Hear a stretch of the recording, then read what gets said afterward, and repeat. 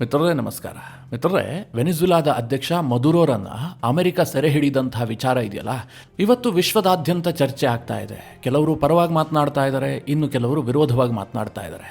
ಪರ ವಿರೋಧ ಅನ್ನುವಂಥದ್ದು ಅಮೆರಿಕವನ್ನು ಯಾರು ವಿರೋಧಿಸ್ತಾರೋ ಅವರು ವಿರೋಧಿಸ್ತಾ ಇದ್ದಾರೆ ಅಷ್ಟೇ. ಅಮೆರಿಕದ ಪರವಾಗಿದ್ದಾರಲ್ಲ ಅವರೆಲ್ಲರೂ ಕೂಡ ಇದನ್ನು ಬಹಳ ದೊಡ್ಡ ಸಾಧನೆ ಎಂಬ ರೀತಿಯಲ್ಲಿ ಬಿಂಬಿಸ್ತಾ ಇದ್ದಾರೆ. ಇದರ ನಡುವೆ ಭಾರತದಲ್ಲಿ ಒಂದು ಚರ್ಚೆ ಆರಂಭಗೊಂಡಿದೆ. ಈ ಚರ್ಚೆಯನ್ನು ಆರಂಭಿಸಿದ್ದು ಅಸಾದುದ್ದೀನ್ ಓವೈಸಿ. ಬಡಕಾಯಿಸುವಂತಹ ಭಾಷಣಗಳಿಂದಲೇ ಫೇಮಸ್ ಆಗಿರುವಂತಹ ಹೈದರಾಬಾದ್ನ ಸಂಸದ ಅಸಾದುದ್ದೀನ್ ಓವೈಸಿ ಈಗ ಮೋದಿಗೆ ಒಂದು ರೀತಿಯಲ್ಲಿ ಸಲಹೆ ರೂಪದ ಸವಾಲನ್ನು ಹಾಕಿದ್ದಾರೆ. ಟ್ರಂಪ್ಗೆ ಆಗಿದ್ದು ನರೇಂದ್ರ ಮೋದಿಗೆ ಯಾಕಾಗೋದಿಲ್ಲ? ಪ್ರಧಾನಿ ನರೇಂದ್ರ ಮೋದಿ ಅವರೂ ಸಹ ಪಾಕಿಸ್ತಾನಕ್ಕೆ ಸೇನೆಯನ್ನು ನುಗ್ಗಿಸಬೇಕು, ಪಾಕಿಸ್ತಾನದಲ್ಲಿ ಭಾರತಕ್ಕೆ ಬೇಕಾದಂತಹ ಆತಂಕವಾದಿಗಳಿದಾರಲ್ಲ ಅವರನ್ನ ಮದುರೋ ಕರೆ ತಂದಂತೆ ಭಾರತಕ್ಕೆ ಕರೆ ತರಬೇಕು. ಹೀಗಂತ ಅಸಾದುದ್ದೀನ್ ಓವೈಸಿ ನರೇಂದ್ರ ಮೋದಿ ಅವರಿಗೆ ಸವಾಲು ಹಾಕಿದ್ದಾರೆ. ಮಿತ್ರರೇ, ಇದ್ರ ಬಗ್ಗೆ ನಾನು ನಿಮಗೆ ಸ್ವಲ್ಪ ಡೀಟೇಲ್ ಆಗಿ ಹೇಳಬೇಕು. ಯಾಕೆಂತಂದ್ರೆ ನಿನ್ನೆ ಕೂಡ ನಾನು ವಿಡಿಯೋ ಮಾಡಿದಂತಹ ಸಂದರ್ಭದಲ್ಲಿ ಕೆಲವರು ಕಮೆಂಟ್ ಹಾಕಿದ್ರು, ಭಾರತವು ಕೂಡ ಇಂತಹದೇ ಆಕ್ಷನ್ಗಳನ್ನು ಮಾಡಬೇಕು ಪಾಕಿಸ್ತಾನದ ವಿರುದ್ಧವಾಗಿ ಅಂತ. ಅದು ಸಾಧ್ಯ ಆಗತ್ತಾ? ಭಾರತಕ್ಕೆ ನಿಜವಾಗ್ಲೂ ಕೂಡ ಅಂತಹ ಕ್ಷಮತೆ ಇದೆಯಾ? ಇದೆಲ್ಲ ಸಾಧ್ಯತೆಯ ಕುರಿತಾಗಿ ನಿಮಗೆ ಸ್ವಲ್ಪ ಡೀಟೇಲ್ ಮಾಹಿತಿಯನ್ನು ಕೊಡುವ ಪ್ರಯತ್ನ ಮಾಡ್ತೀನಿ. ಜೊತೆಗೆ ಅಮೆರಿಕ ಈಗ ವೆನಿಜುಲಾ ಮೇಲೆ ಅಟ್ಯಾಕ್ ಮಾಡ್ತು, ವೆನಿಜುಲಾದ ಅಧ್ಯಕ್ಷನನ್ನ ಸೆರೆ ಹಿಡಿತಲ್ಲ, ಇದು ಇರಾನ್ನಲ್ಲಿ ಭಾರಿ ಭಯವನ್ನು ಹುಟ್ಟು ಹಾಕಿದೆ. ಇರಾನ್ನ ಅಜ್ಜನಿಗೆ ನಡುಕ ಶುರುವಾಗಿದೆ. ನಾಳೆ ನನ್ನ ಸರದಿ ಬರುತ್ತೆ, ಟ್ರಂಪ್ ನನ್ನನ್ನು ಸಹ ಇದೇ ರೀತಿಯಾಗಿ ಸೆರೆ ಹಿಡಿದು ಹೊತ್ತೊಯ್ಯಬಹುದು ಅನ್ನುವಂತಹ ಆತಂಕ ಇರಾನ್ನ ಕಮೇನಿಗೆ ಕಾಡೋದಕ್ಕೆ ಶುರುವಾಗಿದೆ. ಆ ಸಾಧ್ಯತೆಯ ಬಗ್ಗೆಯೂ ಕೂಡ ನಿಮಗೆ ಡೀಟೇಲ್ ಆಗಿ ತಿಳಿಸ್ಕೊಡ್ತೀನಿ. ನೀವು ಈ ವಿಡಿಯೋನ ಕೊನೆವರೆಗೂ ಮಿಸ್ ಮಾಡದೆ ನೋಡಿ. ಮಿತ್ರರೇ, ಅಮೆರಿಕ ವೆನಿಜುಲಾ ವಿಚಾರದಲ್ಲಿ ಏನು ಮಾಡ್ತಲ್ಲ, ಅಲ್ಲಿನ ಅಧ್ಯಕ್ಷರನ್ನ ತನ್ನ ಡೆಲ್ಟಾ ಫೋರ್ಸ್ ಅನ್ನ ಬಳಸಿ ಸೆರೆ ಹಿಡಿತಲ್ಲ, ಇದರ ಬಗ್ಗೆ ಕೆಲವರು ಹೇಳ್ತಾ ಇದ್ದಾರೆ ಭಾರತವೂ ಕೂಡ ಇದೇ ರೀತಿಯಾದಂತಹ ಆಪರೇಷನ್ಗಳನ್ನು ಮಾಡಬೇಕು, ನಾವು ಕೂಡ ಪಾಕಿಸ್ತಾನದ ಒಳಗೆ ನಮ್ಮ ಸೇನೆಯನ್ನು ಕಳುಹಿಸಿಬಿಟ್ಟು ಅಲ್ಲಿನ ಆಸಿಮ್ ಮುನೀರ್ನನ್ನ ಇದೇ ರೀತಿಯಾಗಿ ಕರೆ ತರಬೇಕು ಹೀಗಂತ ನಿನ್ನೆ ಕೆಲವರು ಕಮೆಂಟ್ ಹಾಕಿದ್ರು. ಯಾರ್ಯಾರು ಹಾಗೆ ಯೋಚನೆ ಮಾಡಿದಾರಲ್ಲ ಅವರೆಲ್ಲರ ಭಾವನೆಯನ್ನು ಸಹ ನಾನು ಗೌರವಿಸ್ತೀನಿ. ಯಾಕೆಂದ್ರೆ ನಾವು ಭಾರತೀಯರಾಗಿ ಅಂತಹ ರೋಷ ಆವೇಶ ಎಲ್ಲದೂ ಕೂಡ ಬರುತ್ತೆ. ಆಸಿಮ್ ಮುನೀರ್ ಭಾರತದ ವಿರುದ್ಧವಾಗಿ ಯಾವ ರೀತಿಯಾಗಿ ಷಡ್ಯಂತ್ರ ಮಾಡ್ತಾ ಇದ್ದಾನೆ, ಅವನು ತನ್ನ ಸೇನೆಯನ್ನ ತೆಗೆದುಕೊಂಡು ಭಾರತದ ಮೇಲೆ ಯುದ್ಧಕ್ಕೆ ಬಂದ್ರೆ ನಮಗೆ ಡೋಂಟ್ ವೆರಿ, ಆದರೆ ಆತ ಭಯೋತ್ಪಾದಕರ ಮೂಲಕವಾಗಿ ಭಾರತವನ್ನು ಹೆಣಿಯೋದಕ್ಕೆ ಬರ್ತಾ ಇದ್ದಾನಲ್ಲ, ಹೀಗಾಗಿ ಭಾರತೀಯರಿಗೆ ವಿಪರೀತವಾದಂತಹ ಕೋಪ ಇದೆ. ಈಗ ಮದುರೋಗ್ ಯಾವ ಸ್ಥಿತಿ ಆಯಿತೋ ಅದೇ ಸ್ಥಿತಿ ಆಸಿಮ್ ಮುನೀರ್ಗೂ ಕೂಡ ಬರಬೇಕು ಅಂತ ಭಾರತೀಯರು ಕಾಯ್ತಾ ಇದ್ದಾರೆ. ಇದೇ ಟೋನ್ನಲ್ಲಿ ಇವತ್ತು ಅಸಾದುದ್ದೀನ್ ಓವೈಸಿ ಕೂಡ ಮಾತನಾಡಿದ್ದಾರೆ. ಮುಂಬೈನಲ್ಲಿ ಒಂದು ರ್ಯಾಲಿಯನ್ನು ಉದ್ದೇಶಿಸಿ ಮಾತನಾಡುವಂತಹ ಸಂದರ್ಭದಲ್ಲಿ ಓವೈಸಿ ನರೇಂದ್ರ ಮೋದಿ ಅವರಿಗೆ ಒಂದು ರೀತಿಯಲ್ಲಿ ಸವಾಲು ಹಾಕಿದ್ದಾರೆ. ಇವತ್ತು ಪಾಕಿಸ್ತಾನದಲ್ಲಿ ಕೂತ್ಕೊಂಡು ಭಾರತಕ್ಕೆ ಉಗ್ರವಾದಿಗಳನ್ನು ರಫ್ತು ಮಾಡ್ತಾ ಇರುವಂತಹ ಮಸೂದ್ ಅಜರ್ ಇರಬಹುದು ಅಥವಾ ಹಫೀಜ್ ಸೈಯದ್ ಇರಬಹುದು, ಇವರನ್ನೂ ಸಹ ಭಾರತ ಅಮೆರಿಕದ ಮಾದರಿಯಲ್ಲಿ ಸೆರೆ ಹಿಡಿಬೇಕು. ಪ್ರಧಾನಿ ನರೇಂದ್ರ ಮೋದಿ ಅವರು 56 ಇಂಚಿನ ಎದೆಯುಳ್ಳಂಥವರು, ಹೀಗಾಗಿ ತಮ್ಮ ಸೇನೆಯನ್ನು ಪಾಕಿಸ್ತಾನಕ್ಕೆ ನುಗ್ಗಿಸಿಬಿಟ್ಟು ಭಾರತಕ್ಕೆ ಬೇಕಾಗಿರುವಂತಹ ಮೋಸ್ಟ್ ವಾಂಟೆಡ್ ಉಗ್ರರಾದಂತಹ ಮಸೂದ್ ಅಜರ್ ಮತ್ತು ಹಫೀಜ್ ಸೈಯದ್ರನ್ನ ಭಾರತಕ್ಕೆ ಕರೆತರಬೇಕು ಅಂತ ಸಂಸದ ಅಸಾದುದ್ದೀನ್ ಓವೈಸಿ ಒಂದು ರೀತಿಯಲ್ಲಿ ವ್ಯಂಗ್ಯಭರಿತವಾಗಿ ಮಾತನಾಡಿದ್ದಾರೆ. ಈಗ ಜನನೂ ಕೂಡ ಈ ರೀತಿಯಾಗಿ ಬಯಸ್ತಾ ಇದ್ದಾರೆ, ಅಸಾದುದ್ದೀನ್ ಓವೈಸಿ ಈ ರೀತಿಯಾಗಿ ಸವಾಲು ಹಾಕ್ತಾ ಇದ್ದಾರೆ.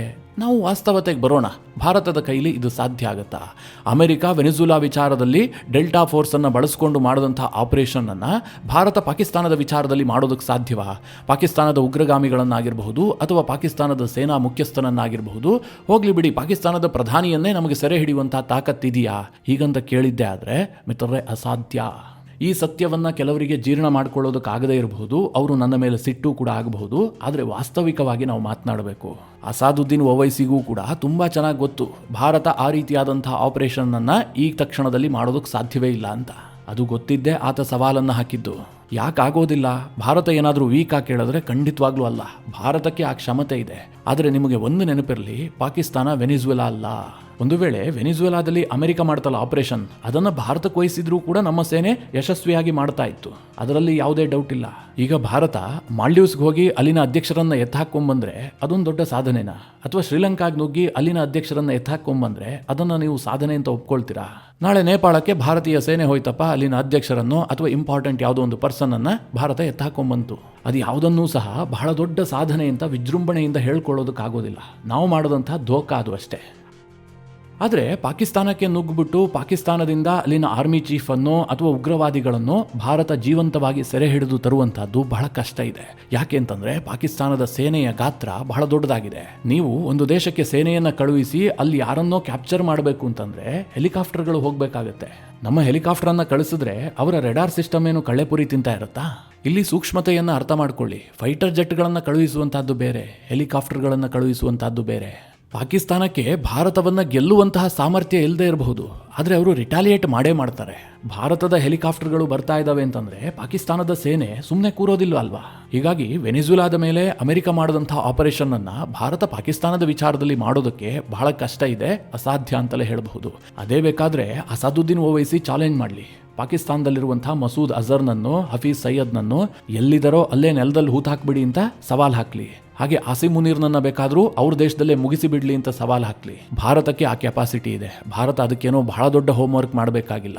ಸರಿಯಾದ ಇಂಟೆಲಿಜೆನ್ಸ್ ಮಾಹಿತಿ ಇಟ್ಟುಕೊಂಡು ಒಂದು ಬ್ರಹ್ಮೋಸ್ ಅನ್ನ ಸೆಂಡ್ ಮಾಡಿದ್ರೆ ಮುಗಿದು ಹೋಯ್ತು. ಪಾಕಿಸ್ತಾನದ ನೆಲದಲ್ಲಿ ನಮ್ಮ ಶತ್ರುಗಳನ್ನ ಕೊಲ್ಲೋದು ಬೇರೆ.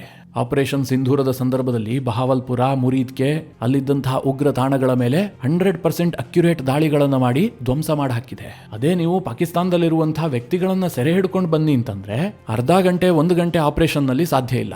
ನಾವು ವೆನಿಜುಲಾದಿಂದ ಅರ್ಧ ಗಂಟೆಯಲ್ಲಿ ಅಲ್ಲಿನ ಅಧ್ಯಕ್ಷರನ್ನ ಎತ್ತಾಕೊಂಡ್ಬಂದ್ವಿ ಅಂತ ಅಮೆರಿಕ ಹೇಳುತ್ತಲ್ಲ, ಆ ರೀತಿಯಾಗಿ ಮಾಡೋದಕ್ಕೆ ಸಾಧ್ಯ ಇಲ್ಲ. ಭಾರತ ಮನಸ್ಸು ಮಾಡಿ ಪಾಕಿಸ್ತಾನದ ಮೇಲೆ 1-2 ತಿಂಗಳು ಯುದ್ಧ ಮಾಡಿ ಅವರೆಲ್ಲ ಏರ್ ಬೇಸ್ಗಳನ್ನು ನಷ್ಟ ಮಾಡಿ ಅವರ ಎಲ್ಲ ಏರ್ ಡಿಫೆನ್ಸ್ ಸಿಸ್ಟಮ್ಗಳನ್ನು ಹಾನಿ ಮಾಡಿ ಅನಂತರ ಭಾರತೀಯ ಸೇನೆ ಅಲ್ಲಿಗೆ ಹೋಗ್ಬಿಟ್ಟು ಯಾರನ್ನೋ ಎತ್ತಾಕೊಂಬರಬಹುದು. ಆದರೆ ಅಸಾದುದ್ದೀನ್ ಓವೈಸಿ ಭಾರತದ ಸಾಮರ್ಥ್ಯವನ್ನು ವ್ಯಂಗ್ಯ ಮಾಡುವ ಉದ್ದೇಶದಿಂದಲೇ ಆ ರೀತಿಯಾಗಿ ನರೇಂದ್ರ ಮೋದಿ ಅವರಿಗೆ ಒಂದು ಸವಾಲನ್ನು ಹಾಕಿದ್ದಾರೆ. ಇದನ್ನು ಹೇಳಿದಾಗ ಕೆಲವರು ಪ್ರಶ್ನೆ ಮಾಡಬಹುದು, ಹಾಗಾದ್ರೆ 2011ರಲ್ಲಿ ಅಮೆರಿಕ ಒಸಾಮಾ ಬಿನ್ ಲಾಡನ್ ಅನ್ನು ಹತ್ಯೆ ಮಾಡೋದಕ್ಕೆ ಪಾಕಿಸ್ತಾನಕ್ಕೆ ನುಗ್ಗಿತ್ತಲ್ವಾ, ಅವರಿಗೇನು ಸಮಸ್ಯೆ ಆಗಿಲ್ವಾ ಅಂತ.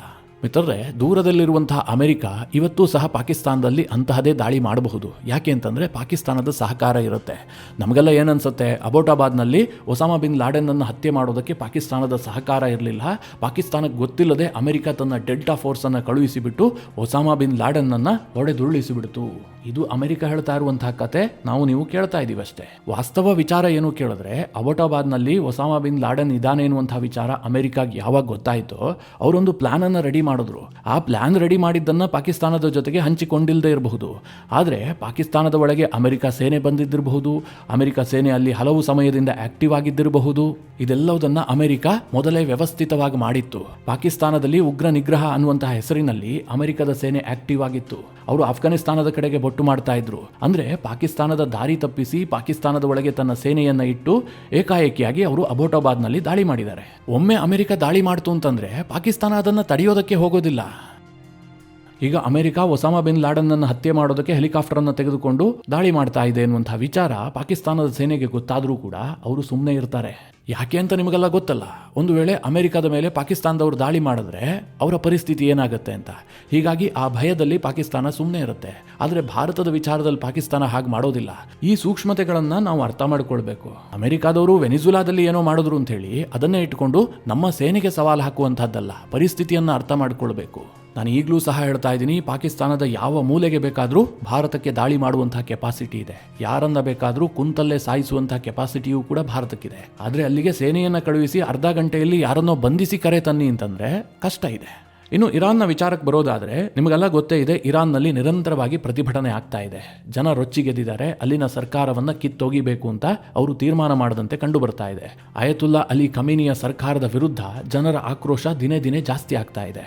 ಈ ನಡುವೆ ಪ್ರತಿಭಟನೆಯನ್ನು ಹತ್ತಿಕ್ಕೋದಕ್ಕೆ ಅಲ್ಲಿನ ಸರ್ಕಾರ ಎಲ್ಲ ರೀತಿಯಲ್ಲೂ ಪ್ರಯತ್ನ ಮಾಡ್ತಾ ಇದೆ. ಇರಾನ್ನಲ್ಲಿ ಇಂಟರ್ನೆಟ್ ಅನ್ನು ಟೋಟಲಿ ಬಂದ್ ಮಾಡಲಾಗಿದೆ. ಯಾವುದೇ ವಿಡಿಯೋಗಳು ಕೂಡ ಹೊರಬರದಂತೆ ನೋಡ್ಕೊಳ್ತಾ ಇದೆ. ಅಲ್ಲಿನ ಸರ್ಕಾರ ಪ್ರತಿಭಟನಾಕಾರರ ಮೇಲೆ ಮಾಡ್ತಾ ಇರುವಂತಹ ದಬ್ಬಾಳಿಕೆಯನ್ನ ಅಥವಾ ದೌರ್ಜನ್ಯವನ್ನ ವರದಿ ಆಗದಂತೆ ಅವರು ನೋಡ್ಕೊಳ್ತಾ ಇದ್ದಾರೆ. ಆದ್ರೆ ಈಗ ಆ ಇರಾನ್ನ ಸರ್ಕಾರಕ್ಕೆ ಮತ್ತೊಂದು ಭಯ ಶುರುವಾಗಿದೆ. ಅಮೆರಿಕ ವೆನಿಜುಲಾ ಮೇಲೆ ದಾಳಿ ಮಾಡ್ತಲ್ಲ, ಅದೇ ರೂಪದಲ್ಲಿ ಇರಾನ್ ಮೇಲೂ ಕೂಡ ದಾಳಿ ಮಾಡಬಹುದು. ಅಯತುಲ್ಲಾ ಅಲಿ ಖಮೇನಿಯ ವಿಚಾರದಲ್ಲೂ ಕೂಡ ಅಮೆರಿಕ ಅಂತಹದೇ ಆಪರೇಷನ್ ಅನ್ನ ಕೈಗೆತ್ತಿಕೊಳ್ಳಬಹುದು ಅನ್ನುವಂಥ ಆತಂಕ ಇರಾನ್ಗೆ ಬಂದಿದೆ. ಯಾಕೆ ಕೇಳಿದ್ರೆ, ಟ್ರಂಪ್ ಒಂದು ಘೋಷಣೆ ಮಾಡಿದ್ದಾರೆ. ಒಂದು ವೇಳೆ ಇರಾನ್ನಲ್ಲಿ ಪ್ರತಿಭಟನಾಕಾರರ ವಿರುದ್ಧವಾಗಿ ಅಲ್ಲಿನ ಸರ್ಕಾರ ಏನಾದರೂ ದಮನಕಾರಿ ನೀತಿಯನ್ನು ಅನುಸರಿಸಿದ್ದೇ ಆದರೆ ಅಮೆರಿಕ ಅವರ ರಕ್ಷಣೆಗೆ ಬರುತ್ತೆ, ನಾವು ಪ್ಯಾಕ್ ಆಗಿ ಕೂತಿದ್ದೀವಿ ಅಂತ ಹೇಳಿದ್ದಾರೆ. ಜೊತೆಗೆ ಕೆಲ ವಿಶ್ಲೇಷಕರ ಅಭಿಪ್ರಾಯ ಏನು ಕೇಳಿದ್ರೆ, ಟ್ರಂಪ್ ಈಗ ವೆನಿಜುಲಾ ಮೇಲೆ ಅಟ್ಯಾಕ್ ಮಾಡಿದ್ರಲ್ಲ, ಅದರಲ್ಲಿ ಒಂದು ಪ್ರಚಂಡವಾದಂತಹ ಜಯ ಸಿಕ್ಕಿದೆ, ಒಂದು ಸಣ್ಣ ಎಡವಟ್ಟು ಕೂಡ ಆಗಿಲ್ಲ. ಹೀಗಾಗಿ ಅದರಿಂದ ಟ್ರಂಪ್ ಹಿರಿ ಹಿಗ್ಗಿ ಹೋಗ್ಬಿಟ್ಟಿದ್ದಾರೆ. ಇದೇ ಜೋಶ್ನಲ್ಲಿ ಇರಾನ್ ಮೇಲೂ ಕೂಡ ಟ್ರಂಪ್ ಸರ್ಪ್ರೈಸ್ ಅಟ್ಯಾಕ್ ಮಾಡಿದ್ರೂ ಕೂಡ ಆಶ್ಚರ್ಯ ಇಲ್ಲ ಅಂತ ಕೆಲವರು ಹೇಳ್ತಾ ಇದ್ದಾರೆ. ಆದರೆ ಒಂದು ವಿಚಾರ ನೆನಪಿರಲಿ, ಇರಾನ್ ಮೇಲೆ ಅಮೆರಿಕ ದಾಳಿ ಮಾಡಬಹುದು, ಅಲ್ಲಿ ರೆಜಿಮ್ ಚೇಂಜ್ ಮಾಡುವಂಥ ಯತ್ನ ಮಾಡಬಹುದು, ಅಯತುಲ್ಲಾ ಅಲಿ ಖಮೇನಿಯ ಹತ್ಯೆಗೂ ಕೂಡ ಪ್ರಯತ್ನ ಮಾಡಬಹುದು. ಆದರೆ ಅಯತುಲ್ಲಾ ಅಲಿ ಖಮೇನಿಯನ್ನ ಮದುರೋ ರೀತಿಯಲ್ಲಿ ಎತ್ಕೊಂಡು ಹೋಗುವಂಥದ್ದು ಕಷ್ಟ ಇದೆ. ಜೊತೆಗೆ ಇರಾನ್ನಲ್ಲಿ ಖಮೇನಿ ಬಹಳ ಸೀಕ್ರೆಟ್ ಪ್ಲೇಸ್ನಲ್ಲಿ ಅಡಗಿದ್ದಾನೆ ಕೂಡ. ಯಾವಾಗ ಇಸ್ರೇಲ್ ಹಮಾಸ್ನ ನಾಯಕನನ್ನು ಹೊಡೆದು ಹಾಕ್ತು, ಹಿಜ್ಬುಲ್ಲಾ ನಾಯಕನನ್ನು ಹೊಡೆದು ಹಾಕ್ತು, ಇರಾನ್ನ ಟಾಪ್ ಲೆವೆಲ್ನ ಕಮಾಂಡರ್ಗಳನ್ನು ಹತ್ಯೆ ಮಾಡ್ತು, ಅದಾಗ್ತಿದ್ದ ಹಾಗೆ ಅಯತುಲ್ಲಾ ಅಲಿ ಖಮೇನಿಯನ್ನು ಬಹಳ ಸೇಫ್ ಆದಂಥ ಅತ್ಯಂತ ಸೀಕ್ರೆಟ್ ಪ್ಲೇಸ್ನಲ್ಲೇ ಇಡಲಾಗ್ತಾ ಇದೆ. ಆದರೆ ಅದು ಯಾವುದೂ ಕೂಡ ಅಮೆರಿಕದ ಇಂಟೆಲಿಜೆನ್ಸ್ ಅಥವಾ ಇಸ್ರೇಲ್ನ ಇಂಟೆಲಿಜೆನ್ಸ್ಗೆ ಗೊತ್ತಿಲ್ಲ ಅಂತ ಹೇಳೋದಕ್ಕೆ ಸಾಧ್ಯ ಇಲ್ಲ. ಅವರಿಗೆ ಗೊತ್ತಿರಬಹುದು, ಆದರೆ ಮದುರೋ ರೀತಿಯ ಕಾರ್ಯಾಚರಣೆಯನ್ನು ಇರಾನ್ ಮೇಲೆ ಮಾಡುವಂಥದ್ದು ಸ್ವಲ್ಪ ಕಷ್ಟ ಇದೆ. ಆದರೆ ರೆಜಿಮ್ ಚೇಂಜ್ಗಂತೂ ಅಮೆರಿಕ ಕೈ ಹಾಕಿಯೇ ಹಾಕುತ್ತೆ. ಇಸ್ರೇಲ್ ಆ ರೀತಿಯಾಗಿ ಅಮೆರಿಕದ ಮೇಲೆ ನಿರಂತರವಾಗಿ ಒತ್ತಡ ತರ್ತಾ ಇದೆ. ಮಿತ್ರರೇ, ಈ ವಿಚಾರದಲ್ಲಿ ನಿಮ್ಮ ಅನಿಸಿಕೆ ಅಭಿಪ್ರಾಯಗಳೇನು? ಕಮೆಂಟ್ ಮಾಡುವ ಮೂಲಕ ನಮಗೆ ತಿಳಿಸಿ.